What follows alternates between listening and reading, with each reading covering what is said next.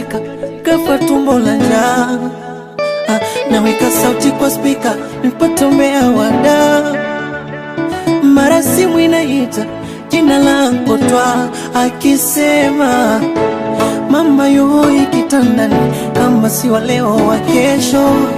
Na kupona sizani upate japo neno la mwisho.